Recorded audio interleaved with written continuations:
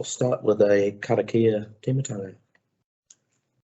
Mai te pai mona raro ki te toi, mai te awa tonga raro ki te awa raki, tēnei te hapuri awhi ai taratahi, whānau haramai te toki, haume e hui e taiki e.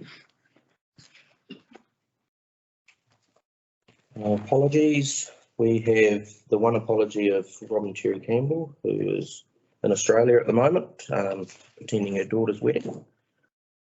Do we have any other apologies? Oh, I haven't got. I'll check. I haven't got myself in, but I'll check with Rao and I'll add him in if he goes. Thank you, Robin. Do we have any conflicts of interest I want to declare? No? Very good. Public forum. Doesn't look like we've got any go. Move those apologies, people. Thank you, Dale. I'll jump forward. Can we move those apologies, please? Have we got a mover for those? Thanks, Dale. A second. Thanks. All in favour? Aye. Thanks, Dale. All right, we'll move on to the reports. Our first report is 5.1 major capital projects. I'll call you Johannes.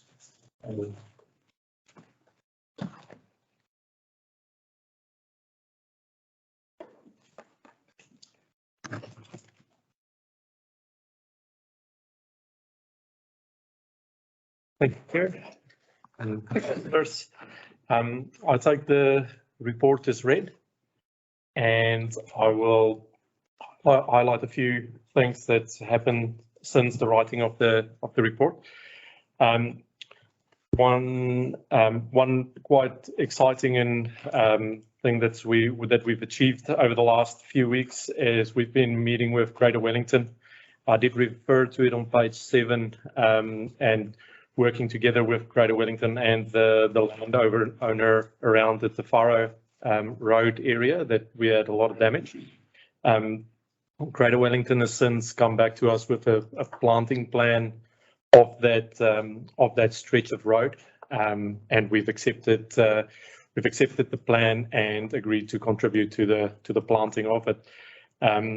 What is really great is, apart from the fact that we'd be planting 850 trees in collaboration with Greater Wellington, but this also aligns with the Wairarapa Emergency Engineering Lifelines Association's vulnerability report that went out in May, pointing out that that's our most vulnerable road. So this is, by doing this planting, we're increasing the resilience of that key vulnerable corridor for us. So that's a massive win for us. Greater Wellington would be leading the project. They would be doing it. They will also be communicating with the landowners. I've been in touch with the landowners, and they're very happy for this to go ahead. So that's been a good win for us. Yes, sir. Oh, sorry, just regarding the financial impact. Oh, so it's great. So our contribution to this is $16,000. So 16. So what I've asked Greater Wellington whether we could increase the number of plantings, and the recommendation was to not do that at this stage, because we want to allow for growth on the hills. What we did also discuss is looking at the other areas of our vulnerable roads and whether we make this a regular, an annual thing of where we do resilience planting on the network. So we'll be working closely with Greater Wellington on that. Value of the environment, not the asset. Yes, so this is stabilising the areas above and below our asset, not necessarily making the asset more resilient, but making the area around it stable. It's similar to the other parts in the Wairarapa where the assets fail as a result of the environment failing around it, and not as a direct result of the infrastructure.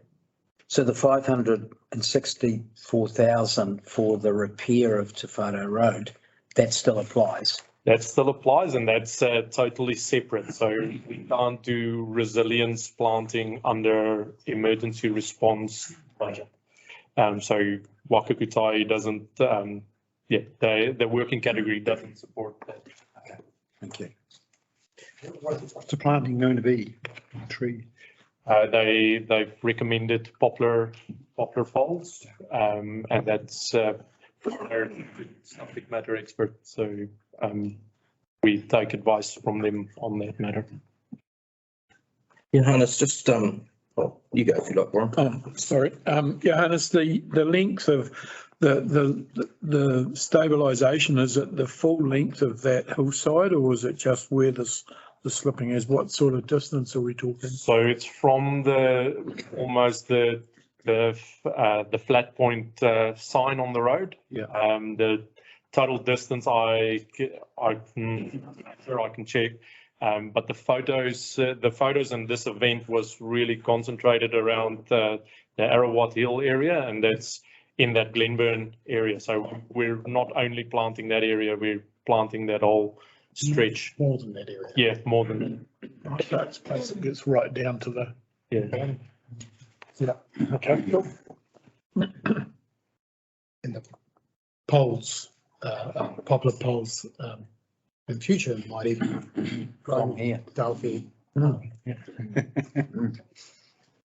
Johannes, I just had a quick question. Just you mentioned Greater Wellington are going to do the planting thing. Has the roading engineers looked at that land and said that that's the best option? Like, they haven't said that it needs to have some escarpment taken off it or something like that to. So the plantings will only happen next year autumn. By that time, we would have responded to the damage that we've incurred. So we've already started with the reinstatement of the road, and where the toe of the embankment has been damaged, we've already started with repairs to that. So this the resilience will be basically the last piece of the puzzle. So, and then to answer the question, I've personally reviewed the planting plan, and so we're happy with that. They wouldn't necessarily change anything to the roading corridor as such.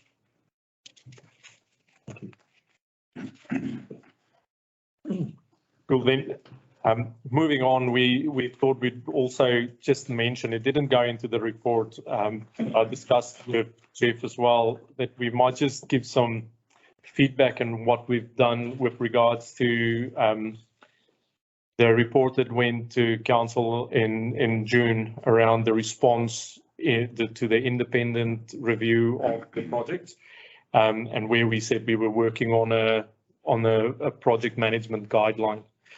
So while we're working on the project management guideline, there's some projects that had to start before we can finish the guideline. And I wanted to just share what so those projects physically hasn't started, but the process has started in line with what we recommended. The 3 projects that has started since then is the Dalefield Pump Station, the Three Waters Renewal Professional Services, and the Three Waters Renewal construction contract. Now, what we've committed to is to spend a lot of time on developing the scope and making sure we get the scope right. So we've done that. We've done for all these projects. We've done a very detailed procurement plan of how we're approaching the market and how we plan to deliver the contract. So we've spent a lot of time on that and on developing the contracts and the contract specification. So the professional services has already went to the market. We've finished evaluation of that tender, and we are in the negotiation part of the contract. The Dalefield Pump Station contract is currently being advertised on TenderLink, and then the Three Waters renewal contract, the procurement plan has just been reviewed. Well, been reviewed last week, and we've made final adjustments today. So the plan is to get that out to the market before the end of the week. So just wanted to give, so we've engaged Caroline Booth from Procurement and Probity New Zealand to assist in the tender evaluation for the professional services, the tender plan preparation, as well as the tender evaluation team. So she was the chair and the probity person within the team as well, so giving us guidance on that. And then she's also the one reviewing the procurement plan for the renewals contract. So what we've learned also is part of one of the key risks to the delivery of the projects is how the resources that makes up the delivery team. And we've opted to go for the traditional 3910 type contract. We have principals representative, engineer to the contract with the engineer's rep, and then your contractor. That we've also delivered Lincoln Road Main in that model, and that was definitely worth it. So making progress in how we're delivering our projects, and then that will also be communicated through a management guideline that we hope to complete before the end of this year. Yeah. So the principle really is 5 Ps. Proper planning prevents poor performance. And I think what Johannes is talking about here is spending time up front with our projects and doing the proper planning and the scoping of that work, and ensuring our procurement and our tendering process is robust and fair, and where we need to engaging Caroline as an independent to guide us through that process and help to make sure when we do go to market, we are absolutely clear on what we want. We understand how much it's going to cost. We know the outcome we're going to receive as a deliverable, and then we can engage on that basis. And so what I'd ask Johannes to do is just talk you through what we are doing behind the scenes with projects that are coming up. And so you have confidence that the review that was undertaken around the wastewater treatment pond and the clock tower has led to us changing our practices and how we engage in the market, and that is flowing through into these projects that you're beginning to see now. I guess we need to take questions because we talk quite a lot. Questions on the whole report. Sorry, Chair. Johannes. Yes. So any questions on the report? I've got a question about the water, the Frederick Street upgrade. When are we actually going to be able to be pulling the more litres per second? Is that already happening?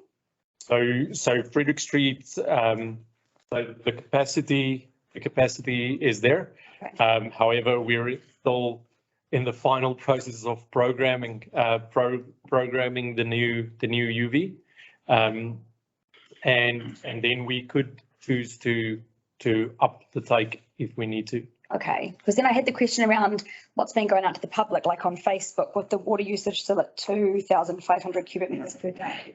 Will that limit increase? And like, I'm assuming we'll still be going out encouraging people to minimise their water usage, but we won't be hitting that point, will we? It won't be such a... So the 75 litres is what is the maximum capacity that we can put out. Then we use our resilience in terms of our pump capacity as well. We don't necessarily want to be using that if there's if something were to happen, then we lose the ability to provide water at that stage. So that's why we've been working with the comms team to try and still reduce water use and keep it at a manageable level. So we won't necessarily go to the public and say, now you can increase your water use. We would always promote responsible use. Yeah, okay, but it will change because we've got that daily water usage and it's got the like kind of limit on it, that red line. Will that go up at all, or with the public that'll stay exactly where it is? I think that's where it is. Okay. Yeah. One just point of clarification, in the audit report from Waka Kotahi, you've got some apparent overclaims. At the end it says there's no money having to be repaid because there are some other expenditure was kind of, I take it that was put in the wrong expense code or something. Is that how that works? That Yep. you didn't claim for some things that you could have.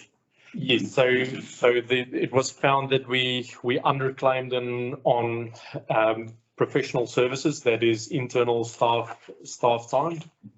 We underclaimed on that, but we overclaimed on one of the working categories. They evened that out and made their adjustment. And now the finance team has also acknowledged that way of Waka Katai's interpretation of professional services and how we can claim that. So in going forward, we will claim it like that.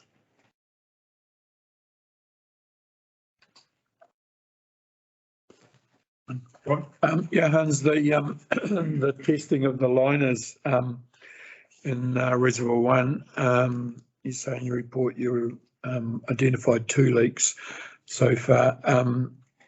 The testing, is the testing being finished in that reservoir, and if so, is there any more significant leakage that we're? So firstly, the testing hasn't been completed yet. We need to drop the water level in Reservoir 1 to complete it. We need to have a maximum 1 meter of cover to be able to perform that. So they haven't been successful with the on and off rain. It's been a bit risky to do that. So they haven't completed it yet, and once they've completed everything, we would get feedback on the number of faults identified. And just to point out that those faults that's been identified, you would never pick that up with the naked eye. It was the one in Reservoir 1 was on the joint and on the seal joint. So you would only pick it up with this type of equipment. Yeah. Thank you. Welcome to our Hurunui-o-Rangi representative, Marae. Kia ora koutou. Apologies, there's something going on next door. Lots of children. Any further questions? I have a couple, honest. Just 4.2 in regards to. Yes, with Taumata Arawai increasing their levels of testing, or they've raised the level of expectation. Is there any concern for us about the kaipatangata forward as to whether that is actually going to be able to reach those levels with the turbidity that can happen with that water source? And I'm just thinking about a potential failure of Frederick Street, and if the turbidity of the kaipatangata is not up to scratch, what backup do we have then?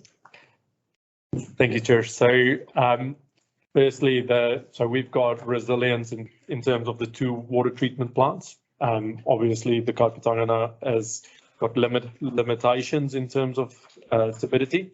When the turbidity in the water levels are at an unacceptable level, we automatically go to Frederick Street. But when we can use the cope, we prefer to use the cope because it's gravity fed. So we always have that. So we have resilience in terms of we've got a backup for each. The likelihood of losing both at the site or having turbidity and the loss of Frederick Street, even though possible, you would say it's probably a low level of risk. And in taking into consideration the level of resilience that we've put into Frederick Street in terms of backup supply, power supply, and having the independent bores. So even though if we lose one pump, there is still 2 other pumps. If we lose one bore, there is still 2 other bores. So we do have a reasonable level of resilience in terms of, again, WELA, or the Wellington and the Wairarapa Engineering Lifelines Association, has done a resilience study on the water sources, and in the Wairarapa, our water source is the most secure. So. So in addition to that, we are constructing the 2 million litre tanks, which will provide supply resilience, but buy us time in the event we have a failure outage. So the 2 million tanks will also be online and be able to feed into the potable water supply.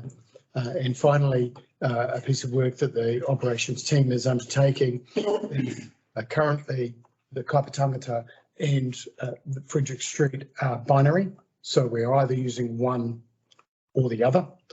And at the moment, the operations team are looking at the possibility of using both at the same time at lower levels. So that will again improve our resilience around water supply. We've also asked or instructed WSP as part of the alternative water source study to look at resilience of our current sources and what we can do to either improve resilience or mitigate significant risk. So we're still waiting on that report. Mr. Chair, I just thank you for that report, because sometimes when you say you're the best in an area, you think, oh, well, I'm pretty confident. Unfortunately, Wairarapa is a low bar.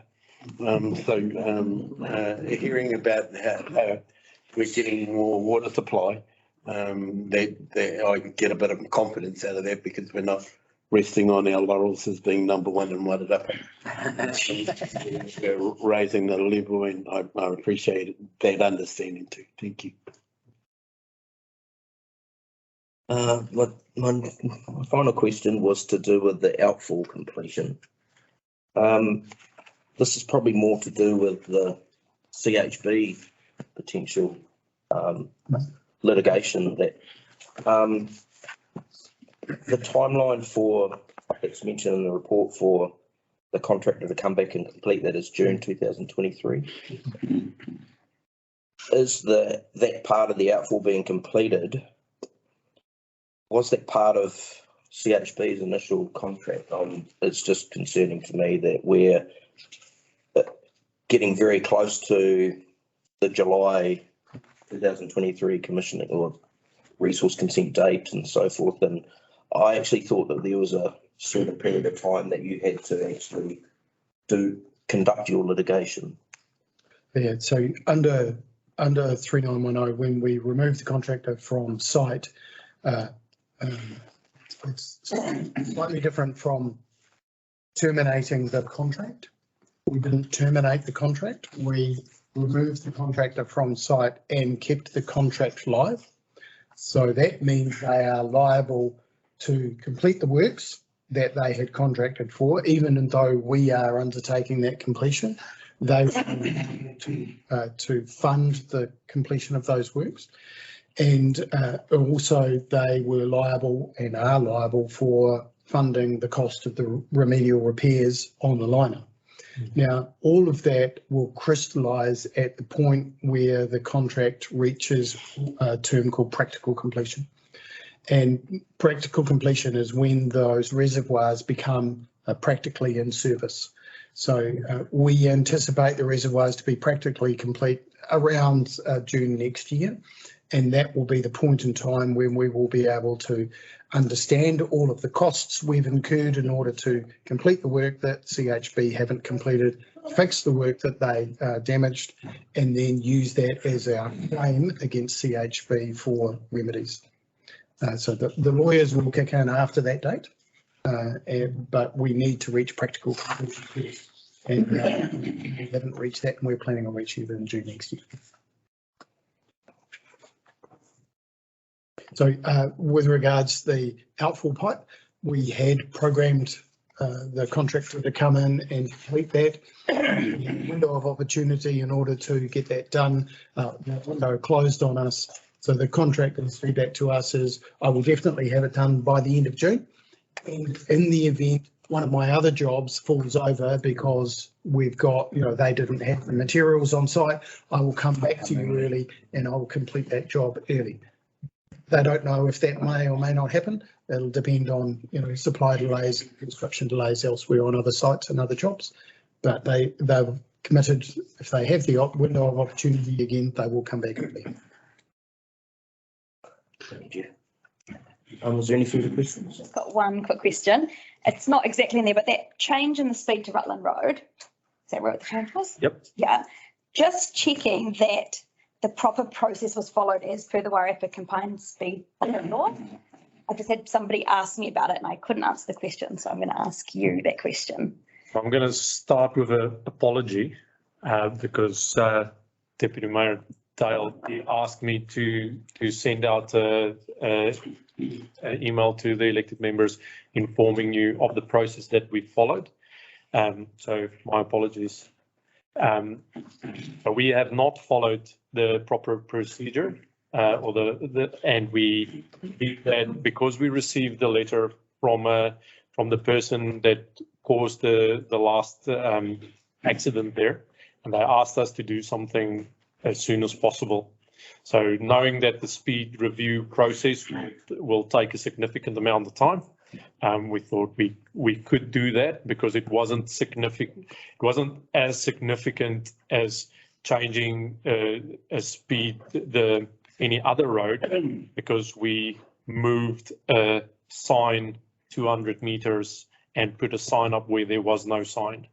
So what that means is that speed limit is not enforceable. So you can't get a speed fine if you travel in excess of the current speed limits there. But what we thought was that having those speed signs there, we would be able to slow down the majority of the traffic. And the intention was never to have it enforceable. It was doing something while we can get through the proper procedure. Okay. So then in theory, we could do a similar thing like Belvedere by Sparks Park. So we could pass the, So if we look at the crash history of that intersection, that was why we decided to not follow the procedure. Even though Belvedere at Sparks Park is a high risk area, we don't have the same crash history there. So that was the motivation around that. We plan to have our interim speed management plan available by the end of this week, so that should come to council with the next ordinary council meeting in December. And if that then gets endorsed, we will then go to public consultation. So we'll start that process. It's a little bit unusual, councillor, that I also received calls about that too, for the same reason. Usually we get criticised for taking too long. It's unusual to be criticised for being proactive, but you're right. The process is the process, and when people log concerns about a particular area and they don't see any visible improvement, and then something happens like this and suddenly it's instantly done, I think, well, why can that be? But in talking to Johannes about that, it was simply the recorded accident data, because often people will say this corner, there's always accidents there, or near misses, or locked up brakes, but it's not recorded, and you can't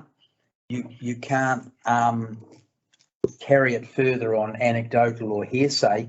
If there is accidents, the encouragement to people is log it, record it, because then it adds weight to any improvement that might be programmed. So where do they log them? If you have a bit of a bingle, who do you tell? So police, and that goes through the police. So we have no control over the crash and serious accident database. That gets logged through the police and Wakakutai. So our desire there is to encourage people to travel at a safer speed, and I guess Councillor Tim might be able to help us yeah, I know whether or not it's working. Living very close to that 50k sign now, I have noticed a remarkable reduction in speed. Obviously, you still get the idiots driving past our place at over 100 k's, but the most are now slowing down and speeding up after the sign, which is really cool. The only criticism I have now is because I mow all the berms, I now have to spray around the signs and mow around them and not hit my head on them when I'm on my ride on. But I can live with that. The first world problem. You've done a risk assessment. Yeah, I'll do a risk. Wear a helmet. Okay, no further discussion on that. We've got one recommendation, and that's to receive the report. And we're the mover. Yeah. Brian, Dale, you happy to second that? All in favour? Aye. Okay. Thank you. Gary, thanks, your host. Thank you. And 5.2, policy review work plan update. Mr. Chair, Your Worship with Mayor, councillors. Nice to hear. Thought it was just going to be really prudent and useful for the councillors to have a look at the work that went on with policies in the last triennium and noting their review dates. You'll note I've picked up on a few that are the combined policies with MDC and SWDC that are still being worked through. They were due to be reviewed in 2020. Due to particularly the local alcohol policy was getting the data out of health and police, particularly during the COVID. They were slightly more tied up with the protests at Parliament and the response to get the data, but we are quite confident that particularly the police are giving us some more data now without having to go through an OIA request to get it. And we do have, I've got to catch up with the MDC and SWDC team on Monday for further updates on where we're at with that policy. The Wairarapa Class 4 gambling and standalone TAB policy and gambling venue policy have been rolled into one. Originally, when we first adopted them, they were required to be standalone policies, and in 2019 they were rolled together. And just for some statistics, if anybody was interested in them, the policies limit Class 4 gaming venues, which are any venue that is allowed to have poker machines outside of a casino, to 18 maximum at any venue. If they are not in use for 6 months, then we have a sinking lid policy. So if they're turned off for 6 months and they're reporting to DIA, they're gone and you won't ever get them back in the district. And at 2019, Carterton had 45 poker machines, and that was in 3 venues. So I just thought that might be of some interest to the elected members. I have noted in the report that while we do have review dates for these policies, it is absolutely at the council's discretion if they would like at some point to have that consideration of what ones do they want to review again this triennium. And in particular, some of them were recently reviewed. We will be making sure that all of the policies are within style for everybody to easy access to. Cattle stock policies, some of them seem very minor, but they are still there because the policies were a good guidance to give officers direction when issues do arise. And other than that, I'm just happy to take feedback or comments or questions. Excellent. We have questions. That's a lot of policies. They're only the ones that council adopt, they're not the internal council policy.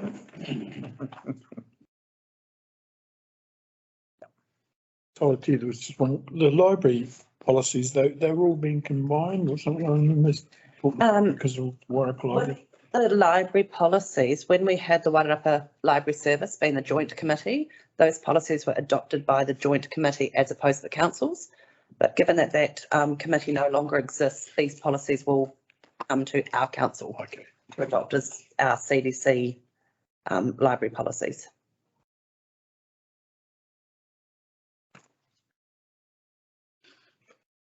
No, further questions? Well, I guess the question is, the ones that we were supposed to review by now, that relate to the other councils as well, Yes. whose fault is that? Sorry, that was, Well, my question is, are we supposed to have done something that we haven't, or are we just waiting for Masterton like that? the whole three councils are definitely in that same situation, and it was a review dated 2022. It's not set in legislation that you're going to get slapped around if you don't review them within that time. A lot of it was due to the external feedback that we would need to receive. As I noted, the local alcohol policy, a really big component of that is getting the health data that relates to alcohol harm within the community, and the police data on domestic violence and alcohol related harm incidents. We could not get that data out there, and because with the local alcohol policy, it's always subject to appeals, and you'll note that there's some discussion going on in central government about amending the appeal rights of the big companies with local alcohol policies. If we do a significant change to our local alcohol policy, we have to go through the special consultation procedure as set by legislation. So this is the one that we need to know, does our policy need to change? And we can't know that unless we've got the data behind us. Smoke-free policy, we actually do have our own smoke-free policy. So this is a combined one, because why have different rules for essentially one district that's facing the same issue? And again, the gambling standalone TAB one, all of these ones that were due to review in that 2020 are directly related to needing feedback from external sources who were actually tied up with a larger event. And also staff illness with COVID. Right. Thank you, Chair. Just on behalf of Hurunui-o-Rangi Marae and being the benefactor of your road naming policy, just wanted to say how grateful we are in the direction that their policy was going. And we'd be very happy to contribute as a past benefactor to whatever policies might be developed going forward. The two above quite significant policies. One's the procurement policy and the other the statement of investment policy and objectives. Do we have I can see that we've got some material on it right here, and I can see when the update is due. Usually we're perhaps working on it before the update. It's just why I mention it on behalf of the Marae is that some procurement policies have things like social procurement and cultural procurement in terms of their procurement policies, and just like to think about how that policies going forward. Sure. I believe we did have Jareth's input into that procurement policy when we did it RA, but I don't think we had input to the SIPO. So I'm more than happy to share that with you outside of this and seek your input. But thank you very much. Absolutely, very keen to have your input. And thank you, Ra. In terms of the road naming policy, really appreciate that feedback.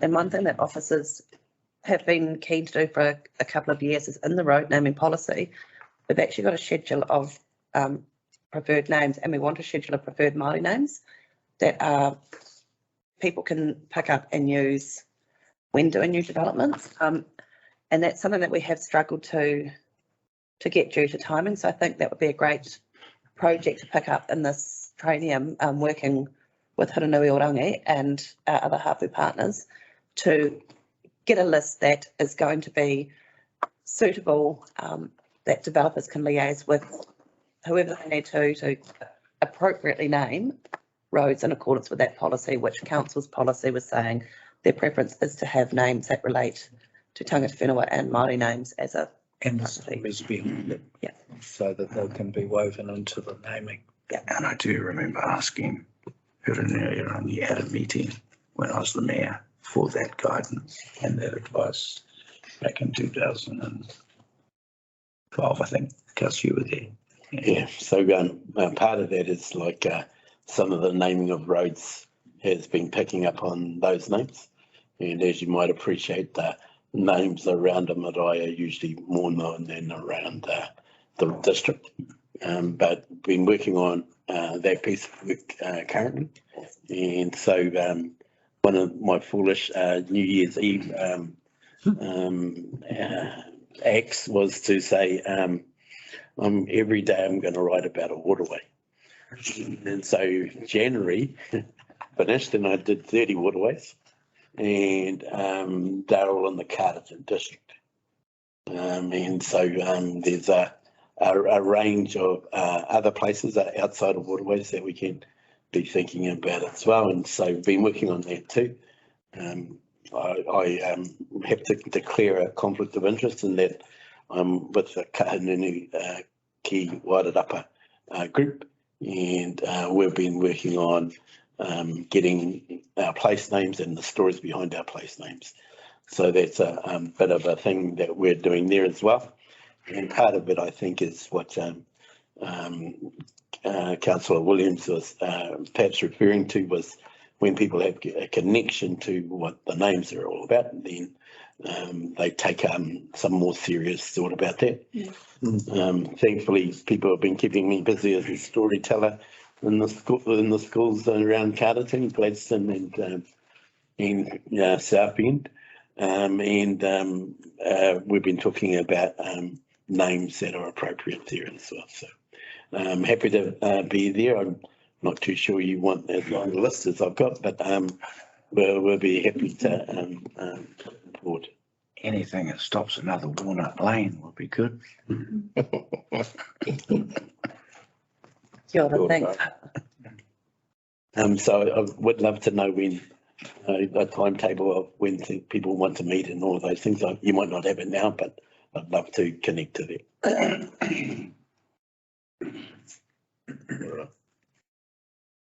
Any further? I just had one question around the smoke-free policy. It says that you've got an online survey, which I'm guessing has been done between us and Masterton. Is there any end date on that, and when can we? It has closed. I just haven't received the data from that one yet. And that's all so we're going to have our policy prior to this, the more broader New Zealand-wide smoke-free 2025 goal, or? It's in conjunction with it. So our existing policy references smoke-free 2025. Yeah. And ways to achieve that goal. Yeah. This one, yeah. So my meeting on Monday is picked up on where we're sitting with all of these. Mm-hmm. And with the smoke-free one in particular, we deemed it quite appropriate that we need to also look at the vaping and the harm of the vaping.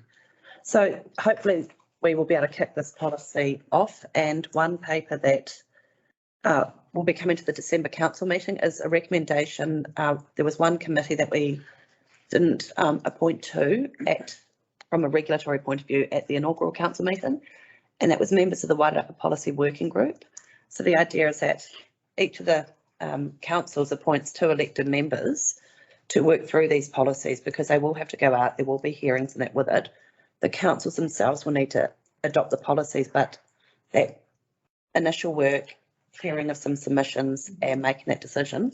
So that will be coming to the December meeting to get 2 elected members onto that group, because there's that, and then they were also the committee that when we were doing the combined bylaws, they had a lot of that oversight, looking into that, working through that process.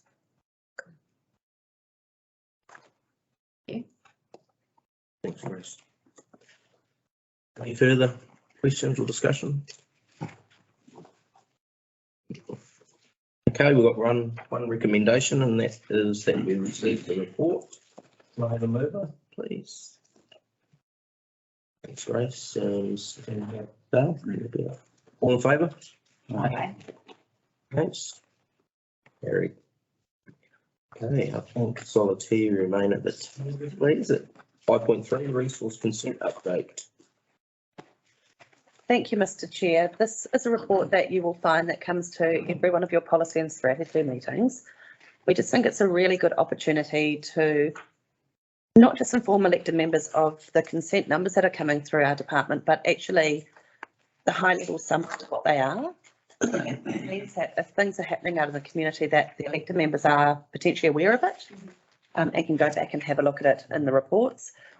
We tend to specify the area, but we don't go and specify specific lots or names. And I was quite delighted this morning to get an email. You'll notice that the Times Age picked up on one of the resource consents for the family entertainment complex up at Wainoa. Yeah. And the people that are looking at doing that development was so super excited that they got a mention at Times Age. So she put me an email, so I screenshotted the article and sent it to her, and they were just over the moon. So again, it's an information only report. That's why you'll note that we haven't addressed financial impact, tangata whenua, all the risks on that, because it's about just receiving this report, not a decision on that report. And you'll note that community engagement requirements for the purpose of receiving this report are not included in that. Any community consultation requirements relating to resource consents are set out in the Resource Management Act. I'm happy to take questions and try to remember the consents that I've signed off. Any questions, Ralph? Sometimes in reports, we present perhaps a position where we're mitigating risk, and sometimes we don't actually say the amount of work that's gone on, because I'm quite aware that there's been a rise in the number of consents. And so it would be of interest to me to think about how you work with that. And I appreciate that you've got a high level pattern that's usually informative, but I think you need to understand the pressure that's there in terms of supporting you guys with the consenting process and what that might be like.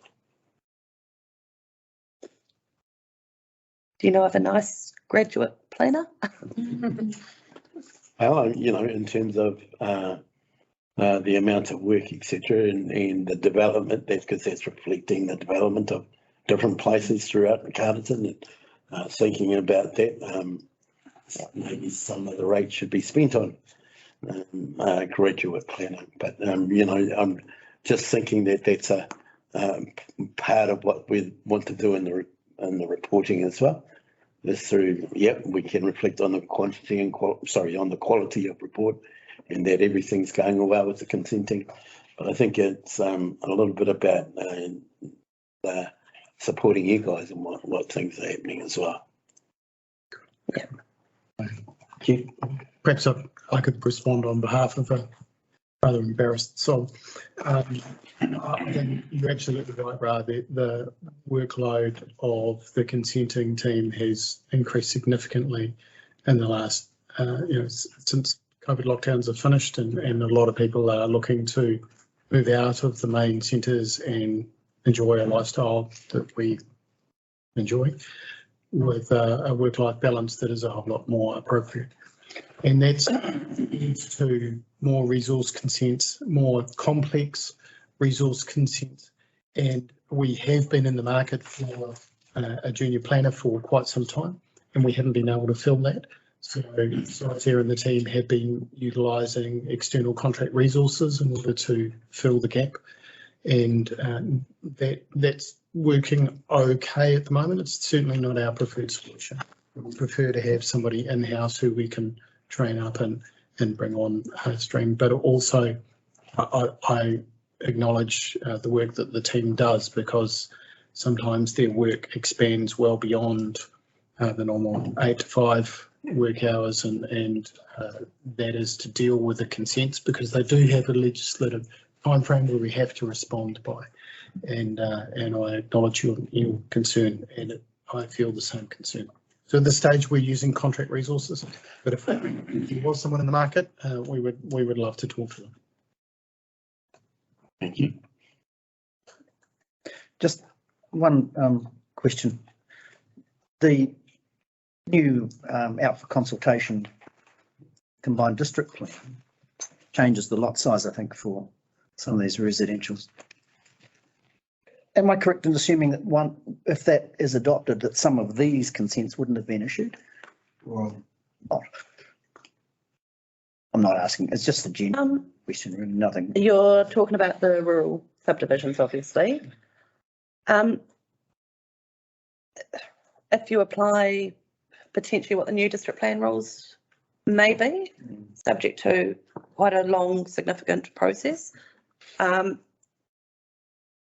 it possibly wouldn't be that they wouldn't be granted. Okay. They wouldn't come in, or they would come in a compliant form to meet the needs of and the rules in the district plan at the time. Right. Yep. Okay. So some of the sorts of things that have been going on in large numbers would be different or less. They probably wouldn't need a consent. They might be able to be done. Every subdivision requires a consent. In terms of Description. quantity, Councillor Love, you're thinking, or size? Size or land use. Size or just, I mean, some of these lots seem, I mean, I think the new requirement is for larger lot sizes generally. And Yeah. this is not a problem that's just unique to us right now, and it's always a very, very delicate balancing act in the planning space where you're working under an operative plan and you're then reviewing a new plan. Because even before you go out with a new plan, people anticipate that there's going to be changes. We've got the government directive on the highly productive land. That's right. There was a writing on the wall that small rural lots are potentially not going to be the future. Getting ahead of the legislation. And so what you find is everybody's going, bang, I'm putting my consent application in. Yeah. We're getting a few where they're saying, I want 10 years to give effect to it. And we're going, I'm sorry. 5 years. You know, the Act allows 5 years. That's all you're getting. We're not prepared to entertain 10 years to line a developer's pocket. But we are seeing a lot more of these rural ones come in, and I suspect until that plan gets further down the process, that's going to be live. Yeah. But the highly productive land policy statement is being useful, and as soon as those land maps are more clarified by the regional council and there's a bit more guidance around how to use that policy, that may put some people off trying to carve up 4 hectare lots because they can. And the RMA reforms will change that again. Yeah. With those, yeah, And, you know, plans and special planning and and I think as Hamish from Bottomless School alluded to yesterday, we still have to carry on and do the best for our district, because it could be, you know, 5 to 7 years before we need to give effect to any of the new RMA changes. And what we don't want to be doing is running with we didn't want to ignore the fact that we've got a plan that was fit for purpose 10 years ago or 11 years ago, but it needs revamp. We need to consider more things. We need to take into account national direction. So we would have been very remiss to have buried our head in the sand and not carried on with doing a plan review. Right. Mr. Chair, just wondering, say my conflict of interest in terms of working on the combined district plan on behalf of Kahungunu Ki Wairarapa, and also making an apology that we cause more work. One of those is the Māori purposes zone, and I've just asked about the work levels of our current staff in terms of that area. So I'm just thinking that it might be that a couple of people come together and talk about how Māori purposes might affect Carterton District Council and their offices and their rooms. Obviously, it has to go through consultation, and there might be changes that come because of that. But I think at some period of time, having an understanding of Māori purposes zone might and inputting into for the staff might help in that situation. And so I'm going to put my hand up as a volunteer since I made the more work. And I will ask people from Kahukura Awhitia if they're interested in that being a part of that as well. Sorry, taking more blame. In regional policy statement, there was a section on Te Mana o Te Wai, and Kahununu Ki Wairarapa presented their thinking about Te Mana o Te Wai, and realised that district councils need to think about those plans in terms of following regional policy statements.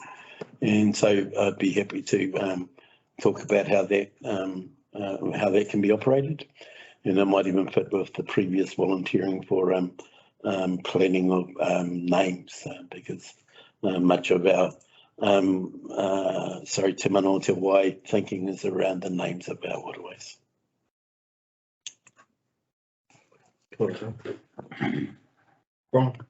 Yep, sorry, just on the land use consent conditions number 1, family entertainment complex. I'm just looking at the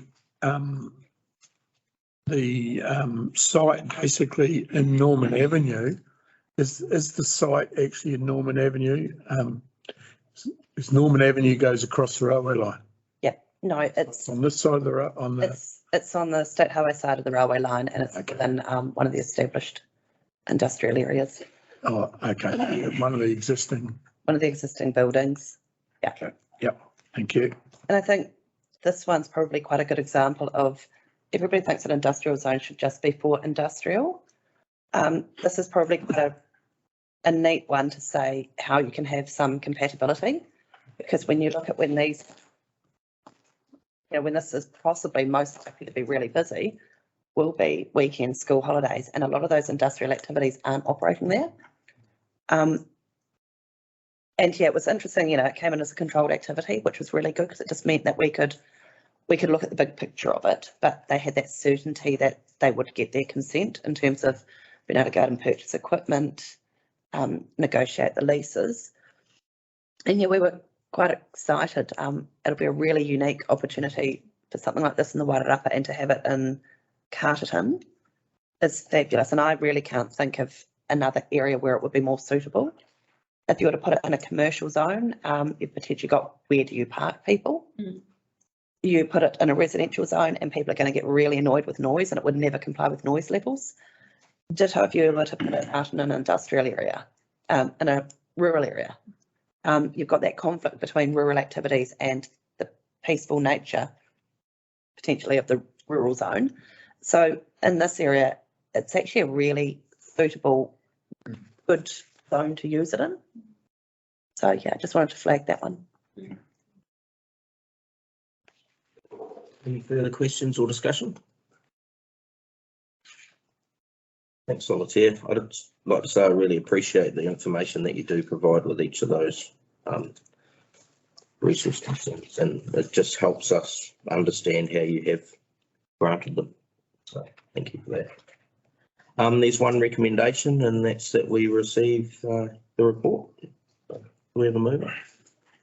Councillor Della, and seconded by Councillor Newman. Thank you. All in favour?